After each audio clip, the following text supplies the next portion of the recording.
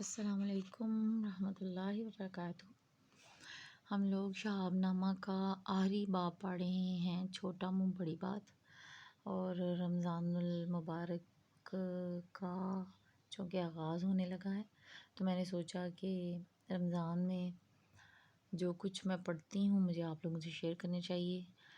تو نماز بھی دعا ہی ہے، دعا کی ایک شکل ہے۔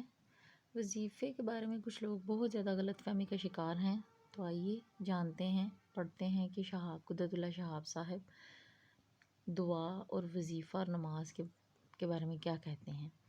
دعا سے زیادہ کوئی وظیفہ مؤثر نہیں۔ وظیفوں کا سہارا لے کر کچھ لوگ خدا سے دعا مانگنا ہی چھوڑ بیٹھتے ہیں۔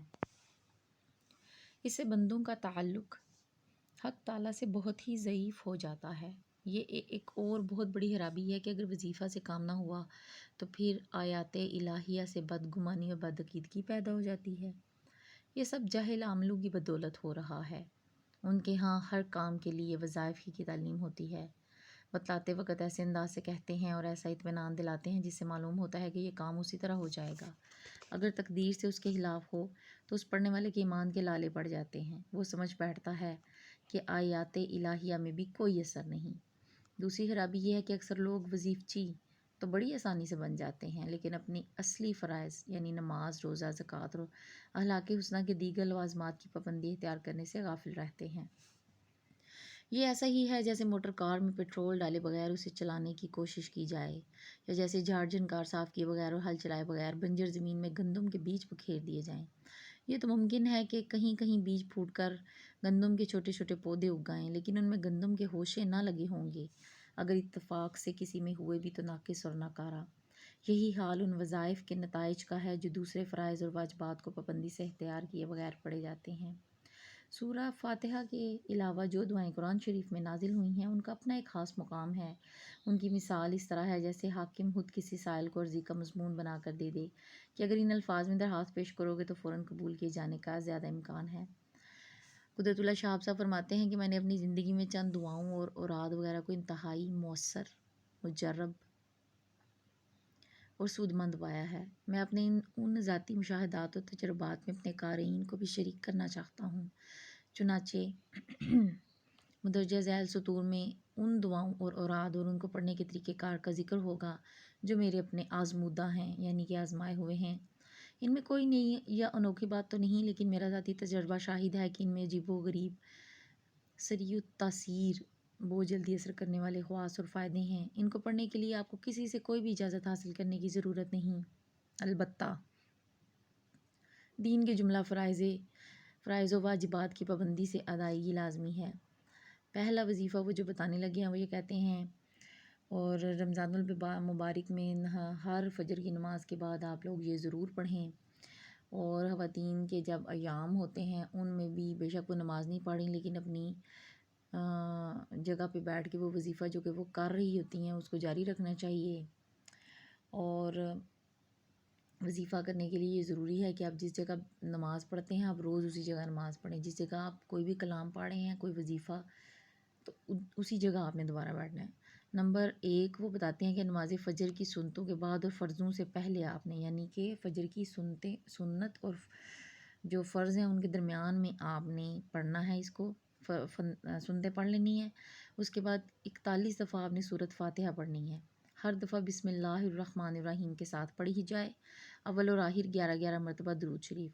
اس کے بعد جو دعا مانگی جائے اس پر قبولیت کا خاص سایہ ہوگا۔ اگر ایسا 40 روز تک متواتر کیا جائے تو بہت سی الجھی ہوئی حاجتیں سلجھ جاتی ہیں۔ اگر اس وظیفے کو ہمیشہ کے لیے اپنایا جائے تو اس کی برکت سے زندگی کے بہت سے بوجھ ہلکے ہو جاتے ہیں۔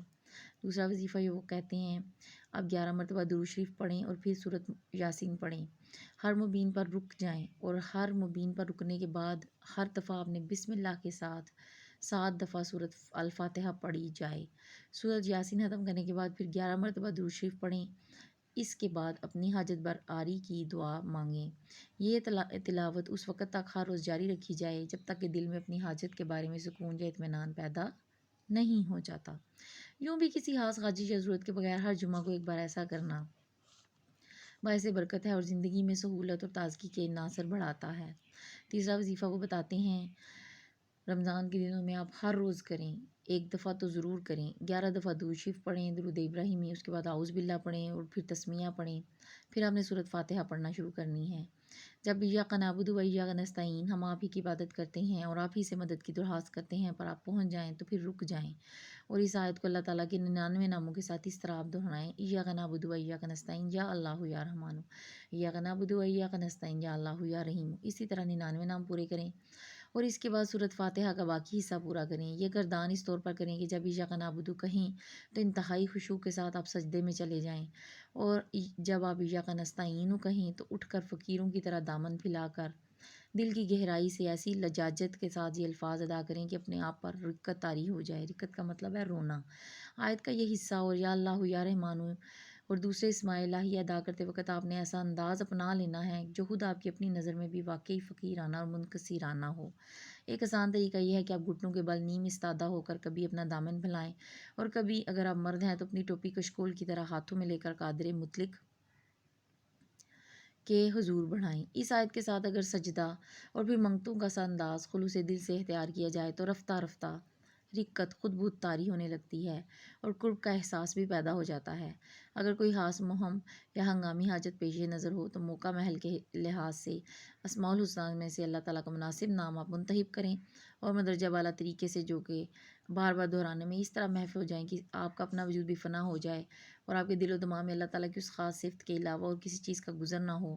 مثلاً اگر آپ وسعت رزق کے لیے دعا مانگنا چاہتے ہیں تو ایاک نعبد و ایاک نستعین یا اللہ یا رزاق، یا بیماری کی صورت میں آپ بولیں ایاک نعبد و ایاک نستعین یا اللہ یا شافی یا سلام۔ اسی طرح باقی ضروریات کے لیے آپ اس آیت کو بار بار دہرائیں، اور پھر اس کے بعد دہرانے کے بعد آپ الفاتحہ کا بقیہ حصہ ختم کریں۔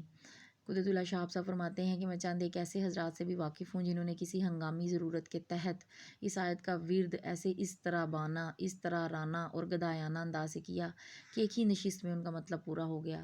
یہ حقیقت ہے کہ اگر کوئی شخص دنیا و ما فیہا سے غافل ہو کر سچے دل کے ساتھ اس ورد کے ساتھ پوری طرح ہم آہنگ ہو جاتا ہے تو وہ اس کو اسی وقت ختم کرتا ہے جب اسے یقین ہو جائے کہ اس کی دعا قبول ہو گئی ہے، یا اس کے دل پر اس بات کا سکون نازل ہو جاتا ہے کہ اس دعا کا قبول نہ ہونا ہی اللہ کی رضا کے عین مطابق ہے۔ کوئی خاص حاجت نہ ہو تب بھی اس آیت کا پورے اسماء الہیہ کے ساتھ ہر روز کم از کم، ہر روز، ورنہ آپ یوں کریں کم از کم ہفتہ میں ایک بار کرتے رہنا کئی لحاظ سے باعث برکت ہے۔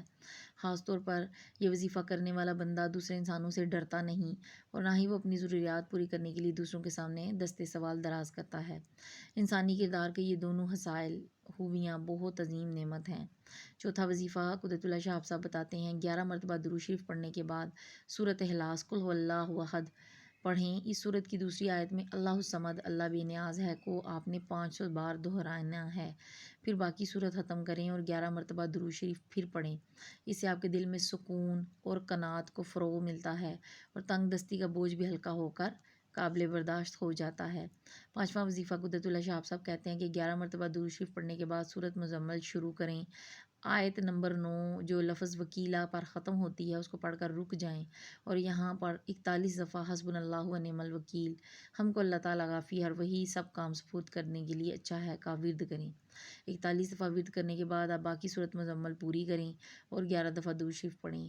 اگر ممکن ہو تو اسی طرح سورت مزمل ہر روز 11 دفعہ پڑھنے کا معمول بنا لیں، ورنہ کم از کم ایک بار روزانہ پڑھتے رہیں۔ اس معمول کو خلوص دل سے اپنانے سے زندگی اس قدر سہل اور سبک ہو جاتی ہے جس کا انسان کو خود بھی کبھی وہم و گمان نہیں ہوتا۔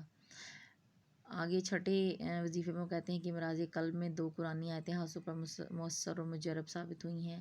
ان آیات کو علاج اور دوائیوں کا نعم البدل سمجھنا شدید غلطی ہے، لیکن یہ امید ضرور رکھنی چاہیے کہ ان آیات کی برکت سے علاج میں نمایاں سہولت پیدا ہونے کا امکان ہے۔ ان دونوں آیات کو ہر نماز کے بعد جتنی بار آسانی سے ممکن ہو پڑھتے رہنا چاہیے۔ وہ آیتیں یہ ہیں: الذین آمنوا وتطمئن قلوبہم بذکر اللہ، الا بذکر اللہ تطمئن القلوب۔ وہ لوگ جو ایمان لائے اور اللہ کے ذکر سے ان کے دلوں کو اطمینان ہوتا ہے، خوب سمجھ لو کہ اللہ تعالیٰ کے ذکر سے دلوں کو اطمینان ہو جاتا ہے۔ پارہ نمبر 13 ہے، سورۃ رعد ہے، آیت 28۔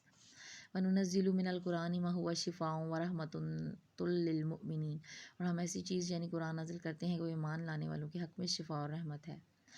پارہ 4 کی سورۃ آل عمران میں آیت نمبر 173 کا آخری حصہ یہ ہے: حسبنا اللہ و نعم الوکیل، ہم کو حق تعالیٰ کافی اور وہی سب کام سپرد کرنے کے لیے اچھا ہے۔ یہ اب آپ کو بتانے لگے ہیں وظیفہ نمبر 7۔ اگر آپ کسی شدید مشکلات میں ہیں، حاجات میں ہیں یا خطرات درپیش ہیں تو آپ نے اس آیت کو حسبنا اللہ و نعم الوکیل کو ہر نماز کے بعد 450 مرتبہ پڑھنا ہے۔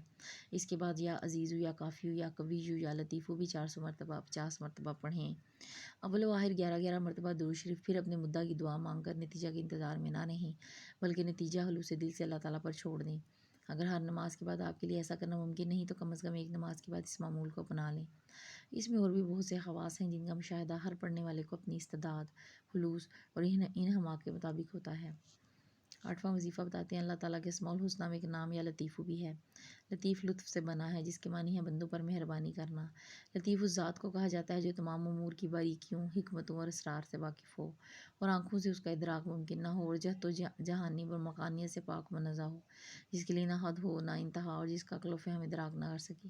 ان تمام صفات کے باوجود وہ ہر شے سے قریب ہو اور بندے کی مصیبتوں اور غموں کو جلد دور کر دینے پر پوری قادر ہو۔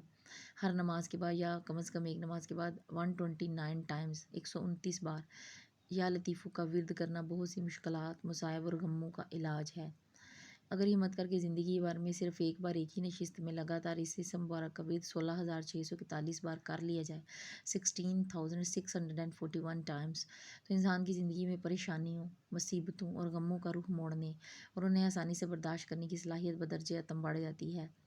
آپ جب یہ ورد کریں تو اس کے اول و آخر 11 بار یا 21 بار یا 41 مرتبہ درود شریف ضرور پڑھ لیں۔ ورد آپ نے کرنا ہے یا لطیفو، اللہ تعالیٰ کا نام ہے، اس کا ورد آپ نے کرنا ہے 16,641 ٹائمز۔